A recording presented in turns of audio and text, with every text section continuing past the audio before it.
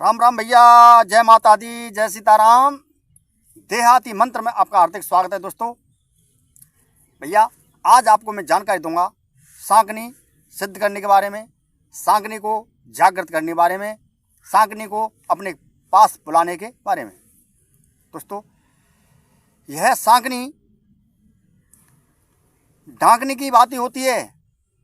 इतना इसमें पावर होता है, इतनी ही इसमें इतनी इसमें शक्ति होती है दोस्तों। जैसे डांगनी सारे काम करती है, उसी प्रकार से ये सांकनी भी सारे काम करके आपके रख देती है। आपको कोई शत्रु बार बार परेशान करता रहता हो तो दोस्तों यह सांकनी सिद्ध होते ही उसे नष्ट कर देगी। आपके घर में धन की कमी है,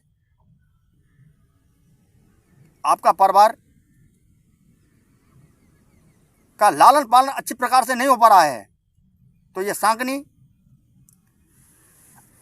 आपका कोई ऐसा सूत्र खोलेगी जिससे आपके घर में धन की आमदनी बन जाए। दोस्तों वशीकरण, मारण, उच्चाटन, सम्मोहन, विद्वेषण सारी क्रिया में ये माहिर है। इस सांकनी से आपके मन में जो भी काम हो उसे आप पूरा कर सकते हो। दोस्तों यह सांकनी जो इसका नाम कृति सांकनी है, ये बहुत ही दिव्य और पावरफुल और शक्तिशाली है। भैया जैसे हम साधना करते हैं तो साधना को कभी भी गलत इरादे से नहीं करना चाहिए। जो गलत उससे करो, इरादे से करोगे तो आपकी ये पूरी तो कर देगी, लेकिन लास्ट में क्या होगा, आपकी जान चली जाएगी। इसीलिए कभी भी साधना को, ये दिव्य शक्ति होती हैं, इनको कभी गलत दृष्टि से नहीं देखना चाहिए। अरे माँ के रूप में करो, बहन के रूप में करो, देवता के रूप में करो, देवी के रूप में करो, मतलब किसी भी रूप में करो, लेकिन गलत धारणा आपके मन में बिल्कुल नहीं होनी चाहिए। दोस्तों यह सांकनी की साधना मात्र 3 दिन की है। जैसे डंकनी, संकनी, ढांकनी, सांकनी। तो दोस्तों ये मात्र 3 दिन की साधना है।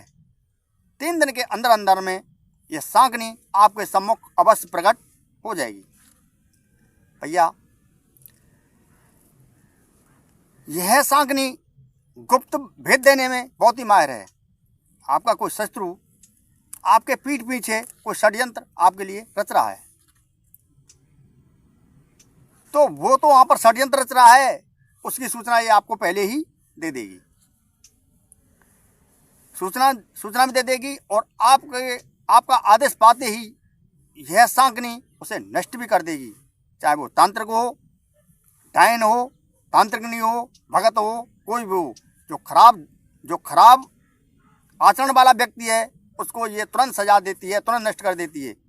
और भैया भक्त आदमी तो भक्त आदमी है, वो मतलब गुनाह कर ही नहीं सकता है, तो फिर उसे दंड किस बात का।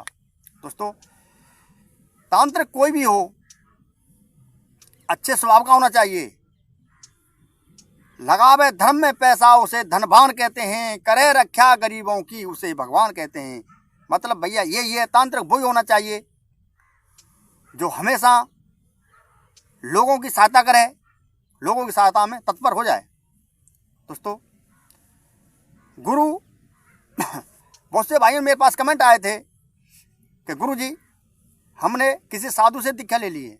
हाँ भैया, अगर साधु तंत्र क्रिया में पारंगत हैं तो उनकी वो ही दीक्षा काम कर जाएगी। अगर साधु नॉर्मल है, भगवान का भक्त है, तो तंत्र क्रिया में वो गुरु काम नहीं करेगा। तंत्र क्रिया का गुरु अलग होता है। ऐसे साधु मोक्ष प्रदान करने वाले होते हैं, उसी प्रकार तांत्रिक भी अपने शिष्य को मोक्ष प्रदान करने वाला होता है, उससे अच्छे विचारों पर लाने वाला होता है। क्योंकि सिद्ध पुरुष वैसे नहीं है भैया। अगर अच्छे कर्म करोगे, अच्छी भावना अंदर रखोगे तो सिद्ध पुरुष कहलाओगे, और जो भैया बुरे कर्म करोगे तो भैया नरकी कहलाओगे, सीधी बात है। तो दोस्तों आज मैं आपको इतना पावरफुल शक्तिशाली मंत्र देने के लिए जा रहा हूं कि इस मंत्र से आप अपने मन चिते काम कर सकते हो और शक्ति 24 घंटे आपकी सेवा में तत्पर रहेगी। आपके घर की हाजिरी बजाएगी, आपकी हाजिरी बजाएगी। दोस्तों, इसको सिद्ध करने के मायने अलग अलग होते हैं। अगर आपने इसको माँ के रूप में सिद्ध कर लिया तो ये आपके घर की 24 घंटा हाजिरी बजाएगी। जैसे माँ अपने पुत्र की रक्षा करती है, बेटे की रक्षा करती है, बेटी की रक्षा करती है, उसी प्रकार से आपके पूरे परिवार की रक्षा करेगी। और आपने अगर गलत इरादे से इसको सिद्ध किया है तो ये सिद्धि नहीं होगी, और सिद्ध हो जाएगी तो आपका सर्वनाश कर देगी। भैया सीधी कहने वाला हूँ मैं तो। दोस्तों, अगर किसी शक्ति को हासिल करना है तो गैर लोभ के, गैर मोह के उसको आप प्राप्त कर सकते हो। जब हमारी आर्थिक तंगी कमजोर है तो देवता स्वयं जानता है। देवता को बताने की जरूरत नहीं है, वो अंतर्यामी होता है। देवता कैसा भी हो, देवी हो, देवता हो, कोई भी हो, मतलब किसी ने कहा है कि अपने अपनी खाल में सभी खाल खुशहाल, मतलब अपने अपनी जगह पर सभी पावरफुल हैं, सभी शक्तिशाली हैं भैया। तो दोस्तों, इस साधना के लिए आपको करना है कि एक रुद्राक्ष की माला आपको लेनी है और भैया एक डाब का आसन आपको लेना है। सामग्री इसमें लगेगी गूगल धूप और हवन सामग्री। इसमें लोबान नहीं चलेगा भैया। गूगल की धूप का आपको पाउडर बना लेना है, चूर्ण बना लेना है। चूर्ण बनाकर उस हवन सामग्री में आपको डाल देना है। डालने के बाद में फिर आपको उसमें डालना है भैया थोड़ा सा गोला, जैसे कहीं कहीं के पर उसे खोपरा बोलते हैं, इंद्रजौ, काले तिल, जो पंसारी दुकान पर आसानी से आपको मिल जाएंगे। और दोस्तों, उसमें डालना है थोड़ा सा आपको लौंग, इलायची और काली मिर्च, और डाल देना है उसमें सरसों का तेल। थोड़ा सा उसमें इत्र का आपको छींटा मार देना है ताकि उसमें सुगंधित हो जाए। दोस्तों, यह साधना नदी के किनारे पर ही होगी।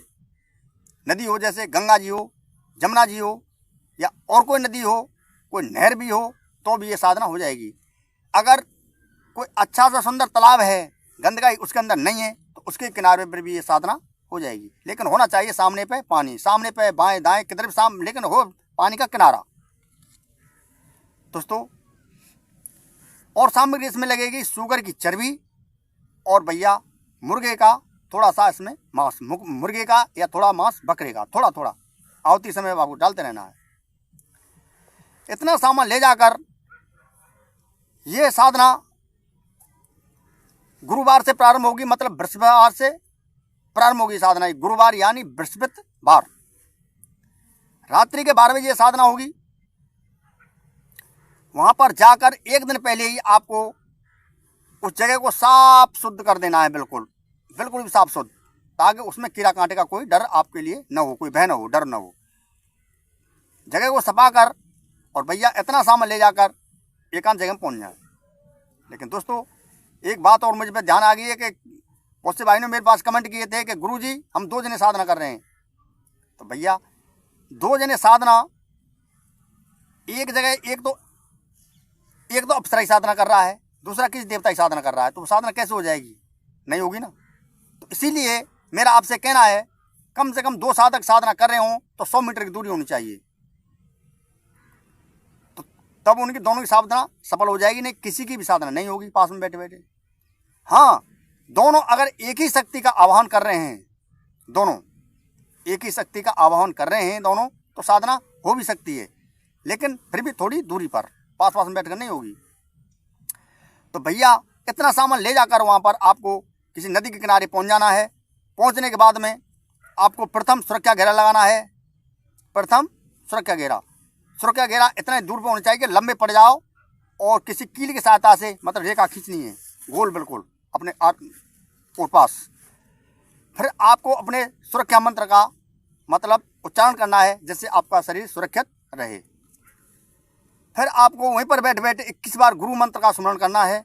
गुरु मंत्र स्मरण करने के बाद में फिर श्री गणेश का मंत्र, फिर अपने पितरों का ध्यान करते हुए, अपने कुल देवी देवता को शीश नवाते हुए, आज्ञा मानते हुए, और इस मंत्र का आपको जाप करना है। गुरु को बारंबार नमस्कार करते हुए, गुरु कैसा भी हो, गुरु के लिए कभी अपशब्द नहीं बोलने चाहिए। अगर शिष्य ने अपशब्द उसके लिए बोल दिए तो भैया वो अपनी उससे मतलब भ्रष्ट हो जाएगा। क्योंकि भैया वेद शास्त्र महापुराण भी चिल्ला रहे हैं, सबरे जा रहे हैं, भागवत गीता, 18 पुराण, 6 शास्त्र, 4 वेद सब चिल्ला रहे हैं कि गुरु गोविंद दोऊ खड़े काके लागू पाए और बलहारी गुरु आपने गोविंदियो बताए। तो भैया कभी भी गुरु का अपमान नहीं करना चाहिए, भूल कर भी। तो दोस्तों, दिशा आपकी रहेगी पश्चिम दिशा। पश्चिम दिशा की तरफ मुँह करके आप, और शुगर की चर्बी आपको एक दीपक ले लेना है मिट्टी का, उसमें आपको वो शुगर की चर्बी डाल देनी है और 4 रुई चौमुखा दीपक आपको चला देना है किनारे पे। जलाने के बाद में फिर इस मंत्र का मंत्र वो इस प्रकार है भैया, ओम नमो नदी किनारे कृति सांकनी, वहाँ गोर की पार गोरख बैठा जाए, जय दूत पूत ईश्वर की माया, दुहाई महादेव की, सत्यनाम आदेश गुरु को, सतगुरु के बंदों पार। मंत्र एक बार से और बोले देता हूँ भैया, ओम नमो नदी किनारे कृति सांकनी, वहाँ गोर की पार गोरख बैठा जाए, जय दूत पूत ईश्वर की माया, दुहाई महादेव की, सत्यनाम आदेश गुरु को, सतगुरु के बंदों पार। इस प्रकार से वहाँ पर आपको इस मंत्र का मात्र 2 से 51 बार आपको जाप करना है। यह साधना मात्र 3 दिन की है। 3 दिन के अंदर अंदर वह सांकनी आपके सम्मुख प्रकट हो जाएगी। जैसी भावना हो उस प्रकार से उसको बचनों में बांधें और भैया फिर उस सांकनी को अपने काम में लें। दोस्तों, यह सांकनी बहुत ही शक्तिशाली, पावरफुल है, बहुत ही विचित्र सांकनी है, लेकिन डरने की कोई जरूरत नहीं है, डरें नहीं भैया। और हाँ, इस साधना में गुरु मंत्र और सुरक्षा मंत्र अत्यंत आवश्यक होते हैं भैया। इस साधना को किसी अच्छे गुरु की देख रेख में ही करना, अन्यथा भैया बिल्कुल मत करना, क्योंकि मैं इस जानकारी को केवल जानकारी के उद्देश्य से दे रहा हूँ। अगर इसमें किसी प्रकार की हानि या जान जोग होती है तो मेरी और मेरे चैनल की कोई जिम्मेदारी नहीं होगी भैया। किसी अच्छे तांत्रिक गुरु के परामर्श में इस साधना को आप कर सकते हो, अन्यथा भैया अगर तंत्र क्रिया में कदम रखना चाहते हो तो किसी अच्छे गुरु से गुरु दीक्षा ले लें। तो दोस्तों, अगर आज की जानकारी अगर आपको अच्छी लगी हो, ज़्यादा से ज़्यादा लाइक करें, कमेंट करें और अपने इस चैनल को सब्सक्राइब कर लें, बगल वाली घंटी को दबा दें ताकि नई जानकारी आपके पास तुरंत पहुंचती रहे। तो भैया वीडियो को यहीं पर करता हूं विराम। सब भाइयों को हाथ जोड़ के राम राम, राम राम भैया, राम राम, जय माता दी, जय सीताराम, राम राम भैया।